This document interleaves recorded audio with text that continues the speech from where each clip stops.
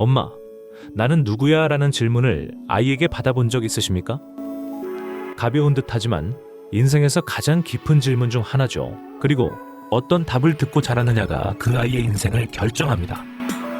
그 답을 우리 아이가 가장 자주 듣게 되는 곳이 있습니다. 학교입니다. 오늘은 그 학교 칠판 뒤에서 매일 가르쳐지는 인간관에 대한 이야기입니다. 진리와 자유, 칠판 뒤의 세계관 두 번째 시간입니다. 1859년 영국의 한 박물학자가 한 권의 책을 펴냅니다. 찰스 다윈의 종의 기원이죠. 다윈의 의도는 정직했습니다. 그는 자연 안에서 일어나는 다양성과 변화를 가장 꼼꼼하게 관찰하고 기록한 과학자였어요. 다만 그 책의 한 결론이 19세기 사람들의 머리를 흔들어 놓습니다. 인간도 다른 모든 생명체와 마찬가지로 오랜 시간의 변이가 만들어낸 결과라는 것이었죠. 이 결론을 깊이 받아들인 한 미국 철학자가 다윈의 인간관을 곧장 교육의 영역으로 가지고 옵니다. 1편에서도 만났던 존 듀이입니다. 듀이가 본 인간은 환경에 적응하는 유기체였습니다.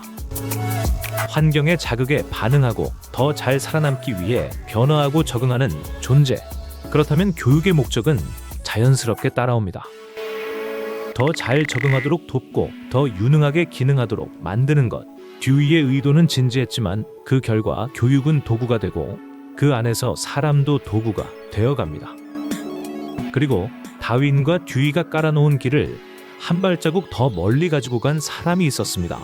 1953년 미국의 심리학자 B.F. 스키너입니다. 그가 그해 펴낸 책은 과학과 인간행동. 그 안에서 스키너는 매우 분명하게 말합니다. 인간의 모든 행동은 결국 자극과 반응의 조합으로 설명할 수 있고 영혼이나 자유의지는 다룰 가치가 없는 옛 개념이라는 것이었죠. 그러니 잘 가르친다는 것은 잘 조건화한다는 뜻이 됩니다.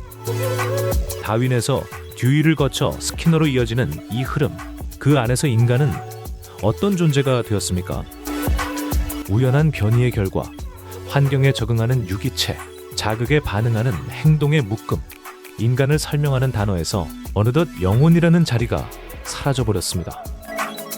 이 흐름은 사상사에서 흔히 좌파 진보 전통이라 부르는 줄기 위에 서 있습니다. 1789년 프랑스 혁명 이후 환경이 인간을 만들고 사회를 개조해 인간을 새로 빚을 수 있다고 믿어온 흐름이죠. 그러나 같은 시대를 살아오며 정반대의 답을 한 전통이 있었습니다.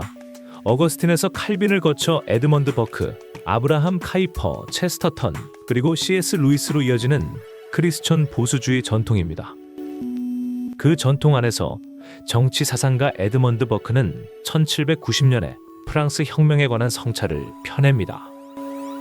버크의 진단은 분명했습니다. 인간은 차가운 이성의 도식만으로 다시 빚어낼 수 있는 존재가 아니라 오랜 세대를 통해 형성된 도덕적 본성 위에 서 있는 존재라는 것이었죠. 그리고 그 전통 위에 서서 1943년에 C.S. 루이스가 작은 책 한 권을 펴냈죠.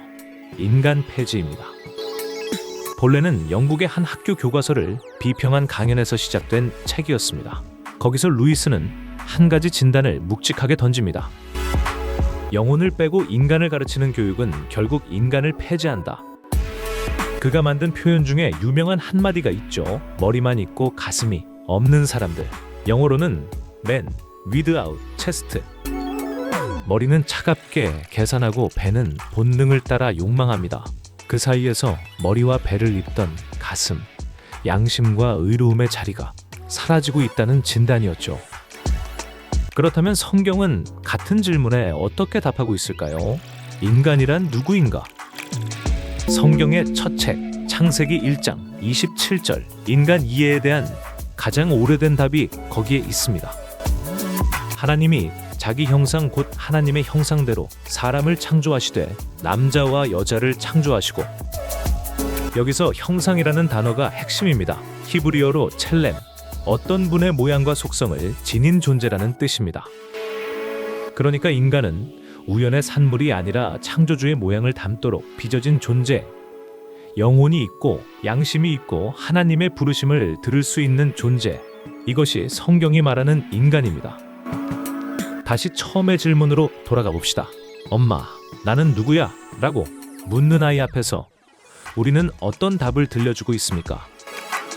거창할 필요는 없습니다. 너는 우연이 아니란다. 하나님이 너를 그분의 형상대로 빚으셨어. 이 한마디가 들려지는 가정이 다음 세대의 가장 단단한 뿌리입니다. 오늘 인간이 누구인지 살펴봤다면 다음에 자연스럽게 따라오는 한 가지 질문이 있습니다. 그 인간이 학교에서 배워야 할 지식이란 도대체 무엇인가? 라는 질문이죠. 다음 시간에는 1968년 브라질의 한 교육학자 파울로 프레이리가 본 지식과 성경의 잠언이 말하는 지식의 근본을 함께 비교해 보려 합니다. 오늘 이야기가 여러분의 분별에 작은 도움이 되었길 바랍니다. 다음 시간에 뵙겠습니다. 진리와 자유였습니다.